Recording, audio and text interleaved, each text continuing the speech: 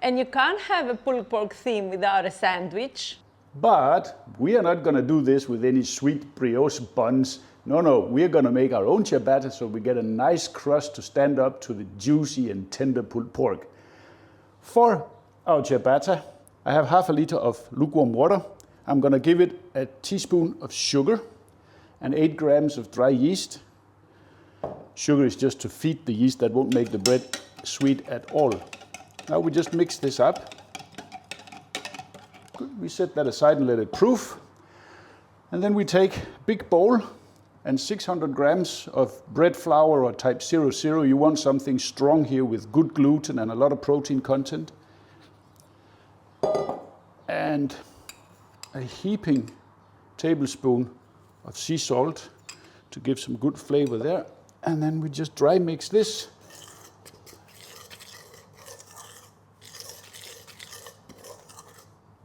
And we wait. And we wait for our yeast. Nice and foamy, and that indicates our yeast is live and kicking. So we're going to pour that straight in.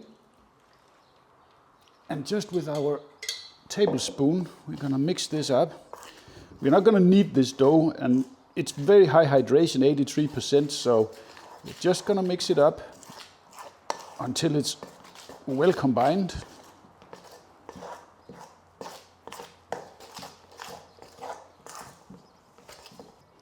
Just shift to a bench scraper here, or a dough card, just to scrape down the sides so we get all of it mixed in. And we fold it over itself so we make sure there are no dry spots. And that's it. We cover it up and we leave it for half an hour or until double in size. Let's see how we're doing. That's nice and double and wobbly. We want to go in here with a wet hand because this is very high hydration and it will stick to anything. And then we give it a couple of pull up and fold it over itself like this. That will build up gluten strength in the dough. You see, after 3 times, it follows me totally now. That's the strength you want to see. And then we give it a couple of quarter turns here. So we get a nice taut round ball here. And that's all. Now we're going to cover it and leave it for another half hour or until double in size. Meanwhile, we move on with our cabbage salad or slaw. Not the coleslaw with the carrot and the mayo. We do prefer the Mediterranean version. Absolutely. And what you want to do here is you want to cut it like this in an angle when you have it quartered, so you get these Julienne style cuts here. I mean, you could do it in a food processor, but then you get these really small pieces. And you want to have this thin, nice, long parts that give such a nice texture to the salad. Once it's all finely chopped and put in a bowl, don't forget this crucial step, salt curing. To make a good slaw, you need to do this. You take a good tablespoon of sea salt, and then you go in with your hands and you break it down and make sure the salt gets all over. And when it's all nice and broken down and mixed like this, then we're going to set it aside for half an hour to 45 minutes for the salt to draw out the moisture from the cabbage. Let's check again. Oh, that looks good. Look how big that got. Yeah. So let's give it a second flip and fold here. Wet hand again.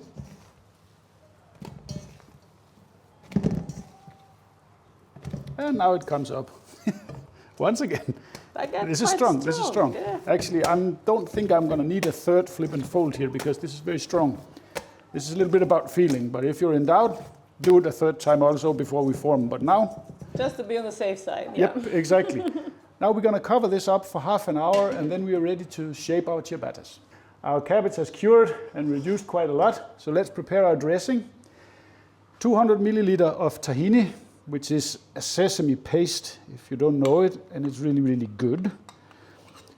Like that. And then we're going to go in with the juice of initially half a lemon, then we see the beautiful ones from our garden. And then, let me see if that's enough. It emulsifies insanely quickly and becomes thick and nice. You see, that's too thick, so we want one more here. Well, good, we have plenty.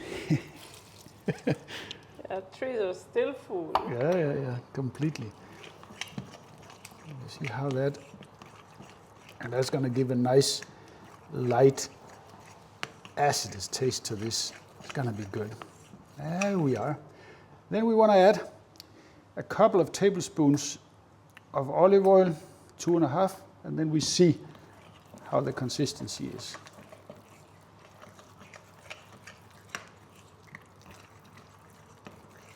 I believe it needs more oil. Yeah, it needs more olive oil also, actually, before we do that.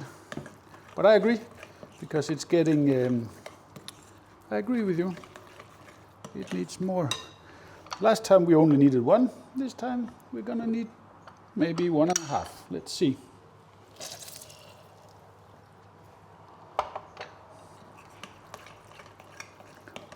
That looks better. Look, now we're getting the consistency. I think that looks good. And now we're gonna add our cabbage here from the top. Be careful not to take the totally wet ones in the bottom here. Could have strained them, but I have so much cabbage, so I don't really need to be worried about that. And then we mix it in a little bit before we add the other spices we want to put. We want to add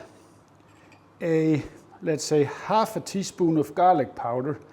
Don't use fresh garlic, because if you have some leftovers for the next day, then it's going to be really garlicky. It's much better with the powder. And then a teaspoon, 1.5 maybe, of dried mint, and a pinch of black pepper, freshly cracked, of course. And then we give all of this a good mix.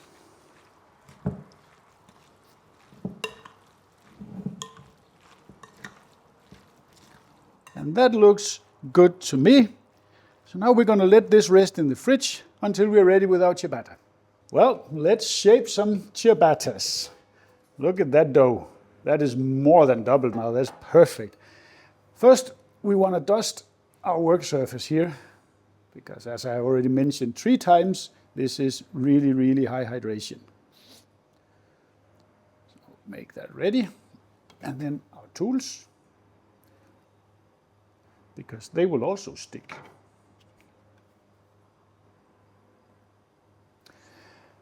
And the top of our dough, especially on the sides here, and I'll show you why.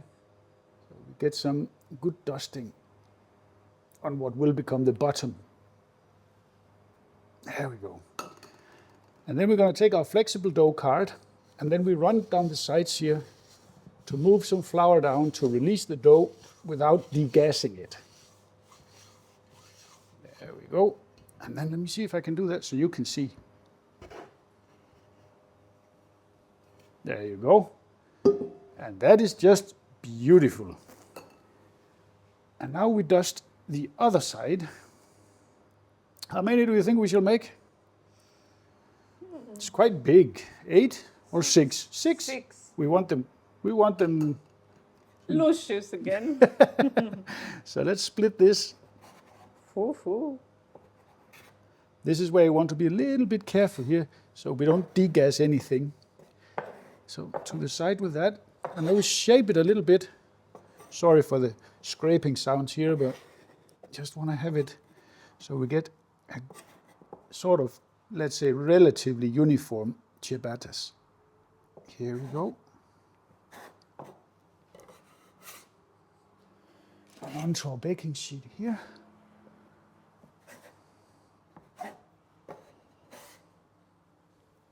Ooh, they are beautiful and very airy. They are super fluffy. So fluffy, I'm gonna die. Yeah, true. Oh, but these are really nice and so light, the dough, you have no idea. It's So you have to handle with caution there, not to deflate them. definitely, because that's the good stuff. You want a little bit more flour here so that we don't have any sticking. And then we're going to cover them with a couple of kitchen towels just like this. And we're going to let them proof here for half an hour, 40 minutes, depending a little bit, while our oven gets up to temperature. Our ciabattas have proofed, they're ready for the oven, and look, they're getting bigger and bigger. They're going to be good.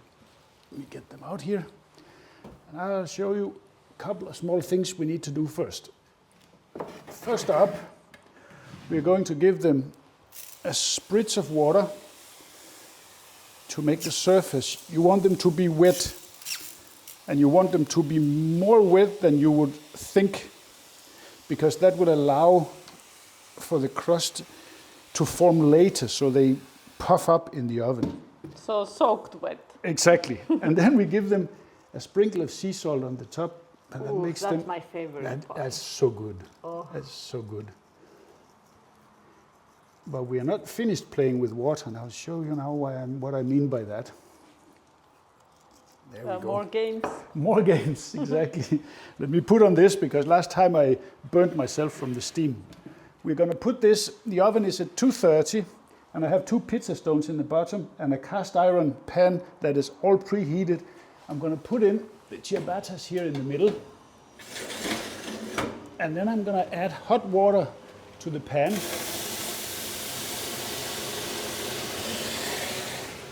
And what we're creating is a lot of steam in the oven room that allows them to spring big before they form a crust. And now we let them go there 20-25 minutes. Well, our ciabattas, they are done. Let's get them out so we can have a look. And if that is not a beautiful sight. Yes, it is. Absolutely. And they are, like, listen. That's what you want to hear. And the smell. Nah, they're perfect.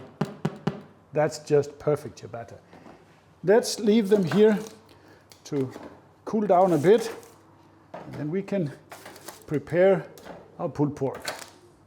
Time to warm up our pulled pork. Just get it on a pan here. So nice. This is gonna be some luscious sandwiches here. Look how juicy that is. On a pan here at medium temperature, and then I'm gonna add on top some cheese to let it melt, because this is our version of pulled pork sandwich. So leave that to melt, and then we're gonna build. This is done, it's ready, but let's have a look here on our bread on the inside. Look at that beauty. That is just gonna be one hell of a sandwich. So let's see if I can grab this in one whole go here, and then look here. Spread it. Oh man, that looks so good already. That's a sandwich 2.0. For sure, look at that, it's just beautiful. And then some of our excellent slaw here. We've done this one before, and it's so good. And as always, and I say it often, don't be stingy. And the crown on top. And that is a beautiful pulled pork sandwich, ready to taste. And when we make pulled pork sandwiches, we make pulled pork sandwiches. That's a big boy there. It's not like these little crummy sliders there they serve you sometimes. This is the real stuff. But I have to cut it in 2 because that is way too big to handle in one. But look at that. Pulled pork slaw, ciabatta with the nice holes. It's just a perfect bite, and it says Anders. That's just fantastic. I mean, of course you could make the regular coleslaw with mayonnaise and all this, but this with the Lebanese-inspired sesame seed tahini, pulled pork perfect from the oven, and a ciabatta, crunchy and airy on the inside. You just can't do this with a brioche. Just try this. It's so good.